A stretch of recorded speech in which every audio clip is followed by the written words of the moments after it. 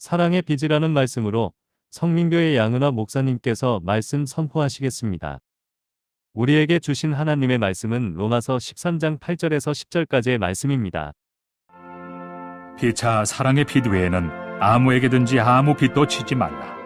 남을 사랑하는 자는 율법을 다 이루었느니라.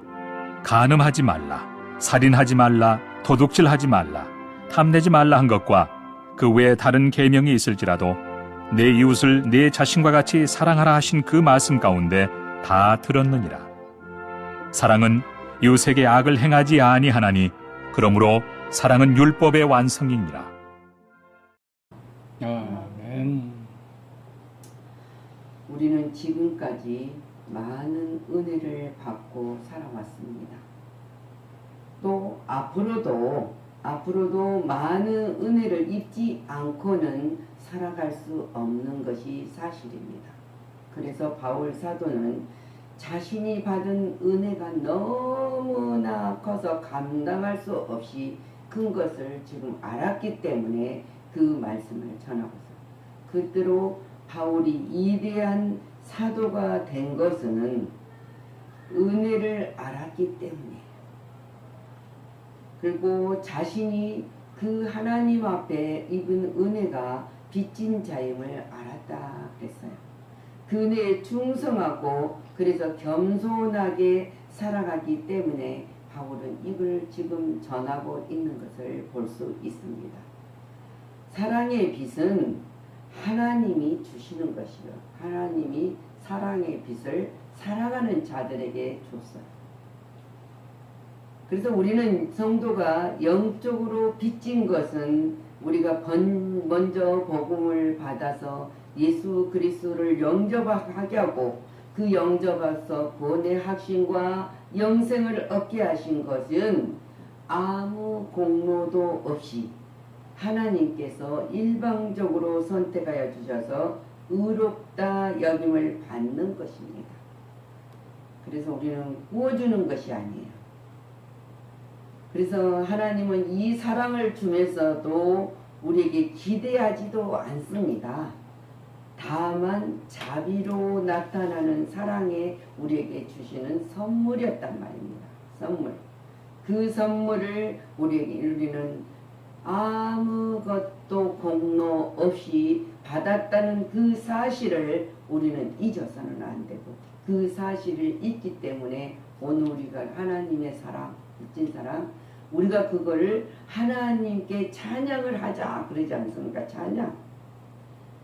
선물을 받았으니까 선물 주는 사람한테 고맙게 여겨야 된다는 거지. 우리가 세상적에서도 선물을 주고받는 것은 주고 싶은 마음이 간절한 사랑이 있기 때문에 줄 수 있는 것이고, 또 그 사람을 사랑하기 때문에 받을 수 있는 거예요. 그것이 우리가 받는 사랑입니다. 이 사랑의 빚은 하나님께서 누구를 통해서 줬느냐? 그리스도를 통해서 십자가의 사건의 사랑으로 통해서 나타낸 것이 전적인 우리들에게 은혜란 말입니다. 그것이 사랑이에요. 십자가로 죄인들에게 확증시켜줬지 않습니까? 십자가에서 내가 모든 율법을 완성하였느니라. 그리고 다 갚아줬다고 선언을 하셨습니다. 그래서 오늘 우리가 읽었던 본문 말씀의 8장의 빚자 사랑의 빚에는 아무에게도 아무 빚도 지지 말라. 남을 사랑하는 자는 율법을 다 이루었느니라 그랬습니다. 우리가 세상에 살아간 내가 얼마만큼 사랑했으니까 너도 나를 얼마만큼 사랑해야 하는 것은 율법이지만, 내가 누군가를 사랑할 수 있는 것은 아무 값 없이, 아무 조건 없이 주님이 내게 받은 그 사랑을 전달해 주는 것입니다. 그래서 바울은 로마서 5장 8절 말씀에도 그렇습니다. 우리가 아직 죄인 되었을 때 그리스도께서 우리를 위하여 죽으심으로 하나님께서 우리에게 대한 자기의 사랑을 확증하셨느니라. 그러면서 주님이 이웃을 내 몸같이 사랑하라.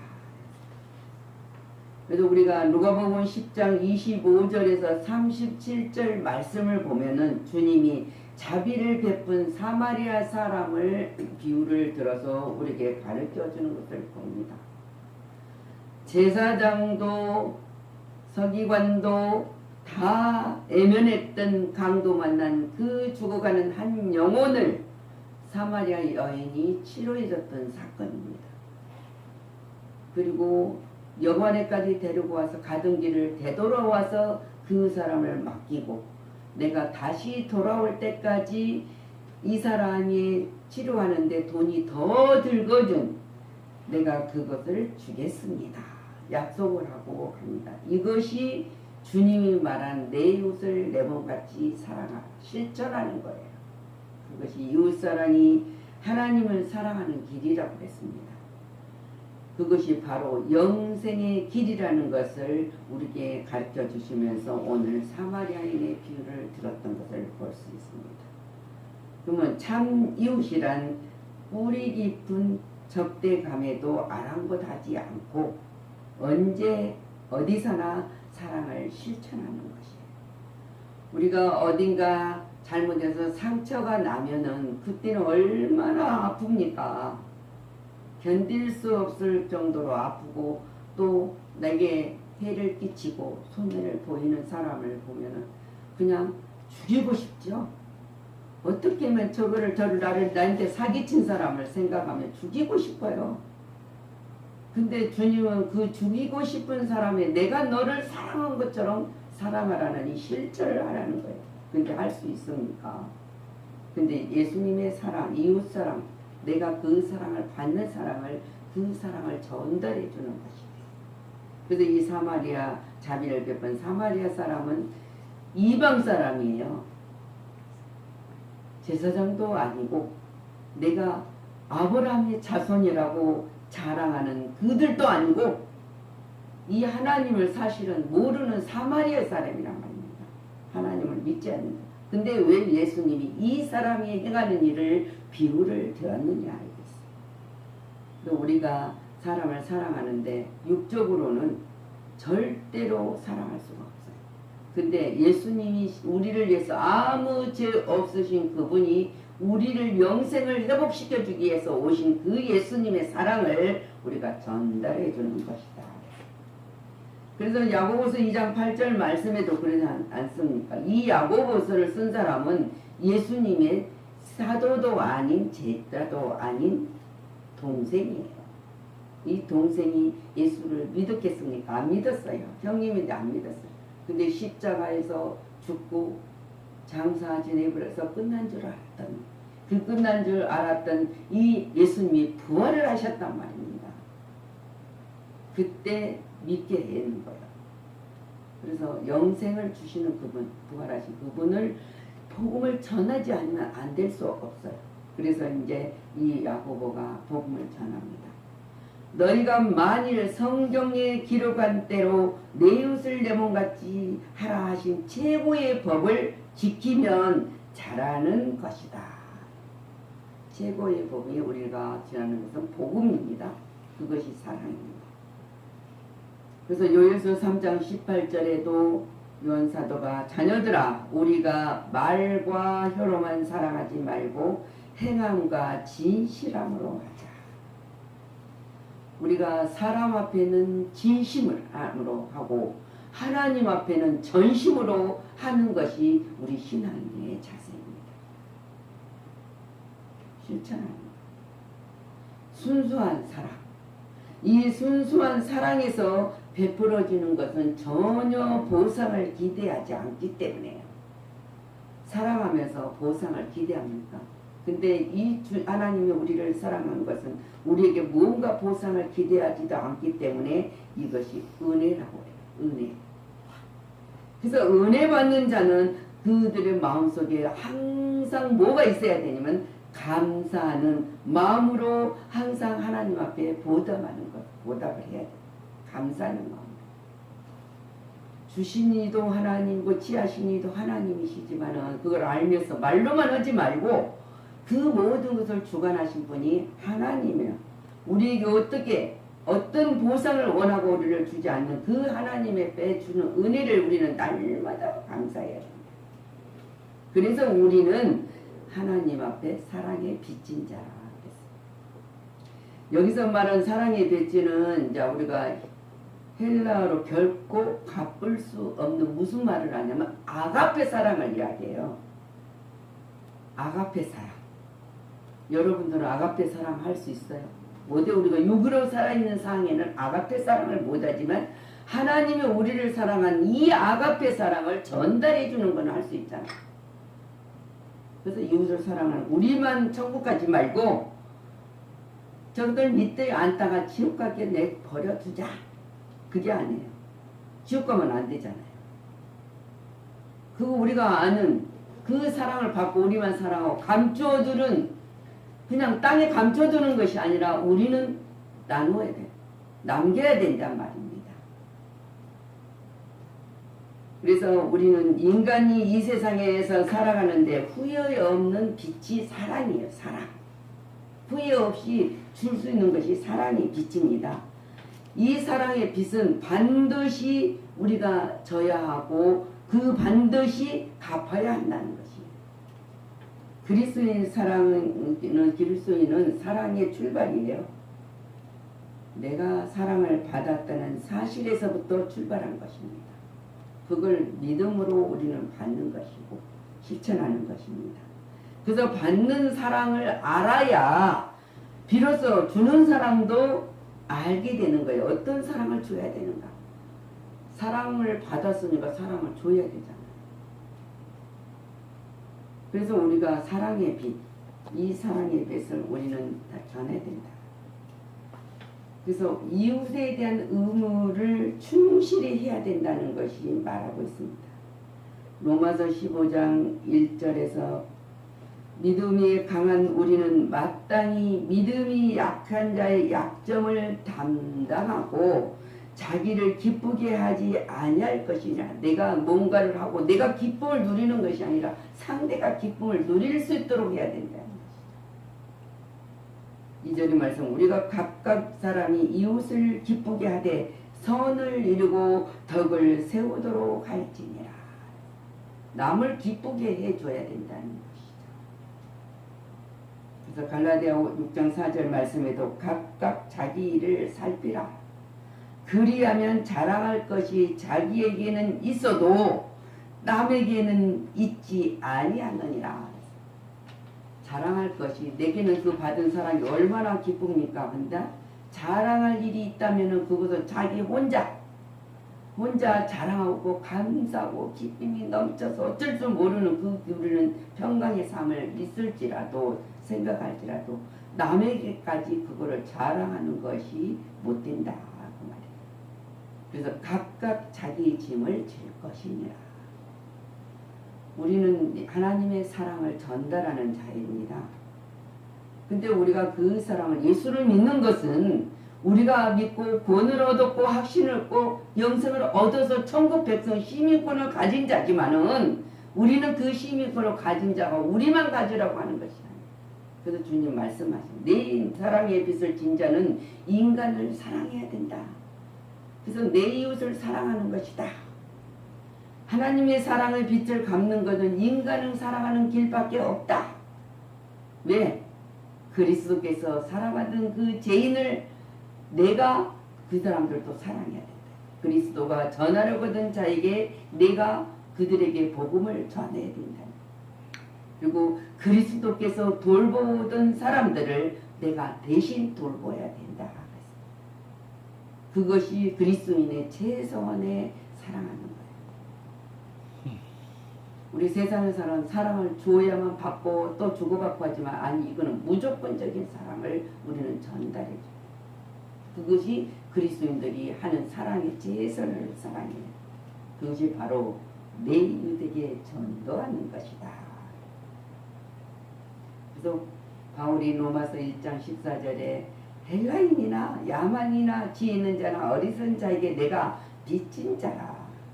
내가 예수 그리스도의 사랑을 받고 보니 이 사랑을 어떤 사람에게도 전하지 않고는 견딜 수가 없다. 그러면 얼마나 많은 복음이 전파되겠습니까? 이방인들에게 복음을 전해야 할 자신의 의무가 정말로 의무가 있다는 것을 토로하면서 고백을 하고 있는 것을 볼 수 있습니다. 바울은 로마인이에요. 로마의 시민권을 가진 자였단 말입니다. 근데 이 하나님의 사랑을 받아 열심히 하나님을 섬기는 데는 열심히 쓴 사람, 말씀을 율법을 지키는 데는 열심히 썼던 바울 사도가, 근데 하나님의 사랑은 율법의 완성이다.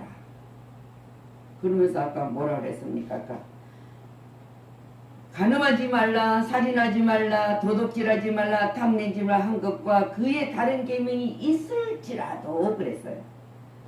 내 이웃을 내 자신같이 사랑하라 하신 그 말씀 가운데 다 들었느니라. 그것이 율법의 완성이라고 했습니다. 16절 우리가 1장 16절에 보면은 내가 복음을 부끄러워하지 않으니 이 복음 믿는 자에게는 구원을 주시는 하나님의 능력이 됨이라. 복음은 우리에게 유익을 줍니다. 권능이 있습니다. 우리에게는 생명, 영생이 있어. 그래서 하나님의 능력이라고 지금 증언하고 있어요. 그래서 사랑의 법의 근본은 세상에 대한 책임을 다해야 한다 그러죠. 전파해야 되는 소망의 하는 이 메시지예요. 그래서 주님이 마지막 우리에게 공부하는 것들이 있지 않습니까? 우리가 마태복음 5장 13절에 보면 너희는 세상의 소금이니. 근데 이 소금의 맛을 잃어버리면 길에 버려지고 모든 사람들이 밟힘을 당한다. 그러면서 14절 너희는 세상의 빛이라. 빛이 말 아래다 숨겨두면은 그냥 밖에는 깜깜해요. 근데 등경 위에다 올려놓으면은 모든 사람에게 비치는 것처럼 그 빛이라는 거예요. 빛이라. 주님의 사랑의 빛은 세상 어디에도 안 비치는 곳이 없습니다. 주님의 그 사랑의 빛을 비춰줬기 때문에 우리가 어둠에서 헤매고 죄화물로 죽은 그 감옥에 갇혀있던 우리들이 세상의 빛으로 나올 수 있었던 것입니다. 근데 그거를 우리는 믿는 것이에요. 그 주님 명령입니다. 하늘과 땅의 권세를 마태복음 18장 내 이름이 줬으니 너희들은 가서 모든 족속을 제자를 삼아라. 그리고 아버지와 아들과 성령의 이름으로 세례를 베풀고, 세례는 우리가 성부와 성자와 성령의 이름으로 세례를 주노라. 그거로 끝나는 것이에요. 세례를 베풀으라는 말은 예수님의 십자가의 사건과 십자가에서 죽고 장사 지내고 부활하고 승천, 그것이 세례의 연합이에요. 그것을 우리가 믿으니까 그 세례를 베풀고 전하라를 가르쳐 지키게 하라. 믿음을 지키게 하라. 그러면 볼지어다 내가 그냥 너 홀로 가라 하는 게 아니고 너 홀로 하라 하는 것도 아니고 그렇게 지키게 하면서 내가 세상 끝날까지 너와 항상 함께 있으리라. 네가 가는 곳에 내가 함께 해주고 네가 하는 일에 내가 함께 해주겠다는 거예요. 왜? 이 땅에다 천국 입성하는 그날까지. 내가 하는 거 아닙니다. 내가 하려 할 때 주님 우리는 믿음으로 그 모든 일을 실천했을 때 할 수 있다는 사실. 그래서 우리가 마가복음 10장 15절에도 너희는 온천에 다니는 만민에게 복음을 전파하라. 그리고 믿고 세례를 받는 사람을 구원을 얻을 것이다. 지금 아까 그랬죠. 십자가 죽고 장사 지내고 부활하고 승천. 예수와 연합되게 하면은 그 사람들에게는 모든 것이 믿는 자에게는 항상 하나님이 절대 정죄하지 않는다고 했어요. 그러나 믿지 않는 자들은 이미 정죄를 받았느니라 했어요. 받았다. 그래서 요한복음 3장 15절 말씀 이를 그는 믿는 자마다 영생을 얻게 하려 함이라 약속하셨어요. 그렇습니다.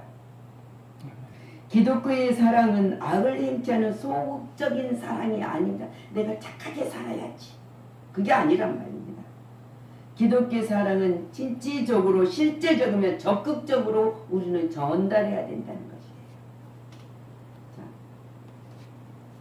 우리 성도 여러분, 주님은 단순한 사람들에게 가장 필요한 것을 공급해 주심으로써 사랑을 표현했습니다. 우리가 요한복음 4장 말씀을 보면은 주님께서 수가성 우물가에 한 연인 만난 사건이 기록되어 있습니다. 근데 그 연이 물을 길러갈 때 예수님이 먼저 말을 건네요. 건네고 목마르다 물을 구하고 그리고 나서 영원히 마르지 않는 샘물을 허락해 주셨습니다. 다시는 물을 길러오지 않은 생수를 너에게 주나. 그 여인은 대답할 때 그럼 어디서 얻겠습니까? 이렇게 물었던 그 여인에게 영적인 진리를 가르쳐 주셨던 것을 우리가 봅니다. 이것이 주님이 당신의 사랑을 적극적으로 표현했던 것을 우리가 볼 수 있습니다. 성도 여러분, 주께서 늘 우리 각자에게 나를 따라오라고 말씀하십니다. 또한 사랑이 하나님의 사랑 아래 항상 거하라고 말씀하십니다. 그래서 거하는 자는 그 행하는 대로 자기도 행할지니라. 하나님 안에 있는 자들은 행한다되 요일서 2장 6절 말씀으로 하셨듯이 적극적으로 사랑을 표현한 주님의 모습을 우리는 닮아가는 성도가 되시는 것이 성도의 사명입니다. 오늘도 우리가 이 은혜를 받고 앞으로도 계속 받아야 될 이 사랑을 우리는 실천하는 여러분이 되셔서 하나님을 찬양하고 하나님께 영광을 돌리는 삶을 사시기를 그리스도 이름으로 축원합니다. 아멘. 주님 감사합니다. 우리가 모든 생활 속에 살아가면서 형제를 사랑하여 서로 우애하고 존경하기를 서로 먼저 하라고 했습니다. 주님 그 사랑을 우리가 입었고 이제는 실천자가 될 수 있도록 허락하여 주셨사온데 우리가 약하기나 우리가 부족한 것이 있을 때 임마누엘 하나님께서 항상 함께해 주신다고 하였사오니 함께 하신 주님의 우리가 입술을 그 주님의 입술로 빌려드리고 우리의 손을 주님의 손으로 빌려드리고 우리의 발을 주님의 손에 빌려드릴 수 있는 거룩한 백성의 삶으로 살아가게 하여 주옵소서.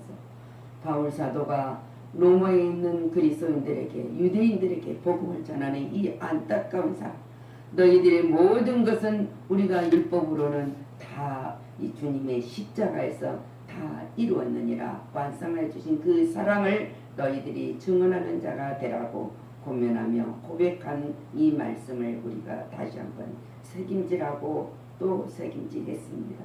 주님 도와주셔서 감사드리고 살아 역사하신 우리 주 예수 그리스도의 이름으로 축복하고 기도하였습니다. 아멘.